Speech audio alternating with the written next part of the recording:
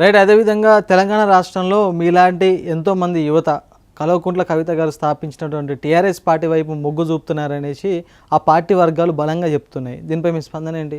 ముందుకు కవిత గారు పార్టీని కొత్తగా స్థాపించారు కాబట్టి వారికి ముందు అభినందనలు తెలియజేయాలి.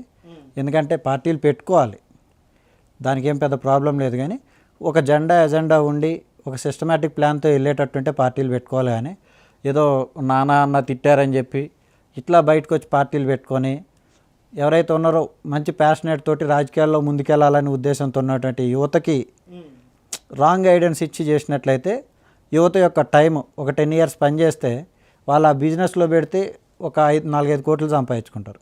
జాబ్ చేస్తే ఒక జూనియర్ అసిస్టెంట్ కింద స్టార్ట్ అయిన ఆయన ఎంఆర్ఓనో ఆర్డీఓనో అయ్యే పరిస్థితి ఉంటుంది. ఎటు కాకుండా మధ్యలో ఇది అయ్యే పరిస్థితి లేకుండా యూత్ కూడా ఆలోచన చేసుకొని ఒకవేళ మీకు రాజకీయంగా ప్యాషనేట్ ఉంటే ఎదిగే పార్టీలో ప్రజల కోసం పోరాడే పార్టీల్లో మీరు జాయిన్ అయ్యి ప్రజల కోసం పనిచేస్తే సంతోషిస్తాం. రైట్. రాష్ట్ర ప్రభుత్వంలో కానీ కాంగ్రెస్ పార్టీలో కానీ వెలుమలకు ఎలాంటి స్థానం కల్పిస్తున్నారు అంటే ఏం చెప్తారు? ఇది కూడా కొంత ప్రజల్లో ఒక రాంగ్ తీసుకెళ్తారు. కాంగ్రెస్ పార్టీలో వెల్మలకు అన్యాయం జరుగుతుందని. అలాంటిది ఏం లేదు. కానీ వాస్తవానికి జరగట్లేదా వెలుమలకు అన్యాయం? 100% జరుగుతలేదు. ఎందుకంటే దానికి ఎగ్జాంపుల్ కూడా చెప్తున్నా. గౌరవనీయులు జూపల్లి కృష్ణారావు గారికి మంత్రి పదవి ఇచ్చారు. బల్మూరు వెంకట్ గారికి ఎమ్మెల్సీ ఇచ్చారు. మొన్నే విప్ కూడా ఇచ్చారు. చింతకుంట విజయరామన్ గారు ఎమ్మెల్యే ఉన్నారు, ఆయనకు విప్ ఇచ్చారు. ప్రేమ్ సాగర్ రావు గారు ఎమ్మెల్యే ఉన్నారు. మైనంపల్లి రోహిత్ గారు ఉన్నారు ఎమ్మెల్యే.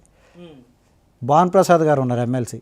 ఇట్లా చాలామందికి కాంగ్రెస్ పార్టీలో అవకాశాలు ఉన్నాయి. ఇప్పుడే కాదు, గతంలో మీరు ఒక 50 years వెనక్కి చూసినప్పుడు కూడా జలగం వెంగళరావు గారు సీఎం చేశారు, సెంట్రల్ మినిస్టర్ చేశారు.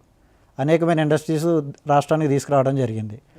జేవి నరసింహరావు గారు చేశారు, జువ్వాడి చొక్కారావు గారు చేశారు, మళ్ళీ జువ్వాడి రత్నాకర్ రావు గారు చేశారు, ఎం సత్యనారాయణరావు గారు చేశారు. అదేవిధంగా ఉమ్మడి ఆంధ్రప్రదేశ్ నుంచి చూసినట్లయితే కేవీపీ రామచంద్రరావు గారు కూడా వారు రాజ్యసభ కింద పనిచేయడం జరిగింది.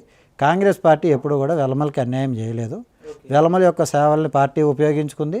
పార్టీ కూడా వాళ్ళకి సముచిత స్థానం కల్పించింది. రైట్. అదేవిధంగా కేంద్రంలో బీజేపీ ప్రభుత్వ పరిపాలన ఏ విధంగా ఉందంటే ఏం చెప్తారు? కేంద్రంలో బీజేపీ పరిపాలన అనేది ఎప్పుడు కూడా అస్తవ్యస్తంగానే ఉంటుంది. కాకపోతే వాళ్ళు చెప్పాను కదా, ఇలాంటి ఎస్ఐఆర్నో ఇంకోటో అడ్డం పెట్టుకొని లేకుంటే ఈడీనో సిబిఐనో పంపించి అక్కడ మెయిన్ స్ట్రీమ్ లీడర్స్ ఎవరైతే ఉంటారో వాళ్ళని బెదిరించి అట్లా గవర్నమెంట్ని చేంజ్ చేసుకుంటూ వచ్చిన వాళ్ళే తప్పితే. కానీ అస్సాంలో చూసినట్లయితే హిమంత్ బిశ్వ శర్మ గారు ఉంటారు. ఆయన ముందు కాంగ్రెస్లో ఉండే ఆయన అనేకమైన కరప్షన్ ఎలిగేషన్స్ వాళ్ళ మీద చేశారు. వాస్తవానికి ఆయన చేసిన లేదో సెకండరీ. ఆయన ఎప్పుడైతే బీజేపీలోకి వెళ్ళిండో వాషింగ్ పౌడర్ నిర్మాలాగా మొత్తం ఆయన వైట్ అయిపోయిండు, ఆయన సీఎం అయ్యిండు, అది వేరే విషయం. అట్లా వాళ్ళు ఏంటంటే ఇప్పుడు సువేందు అధికారి అని ఉంటాడు.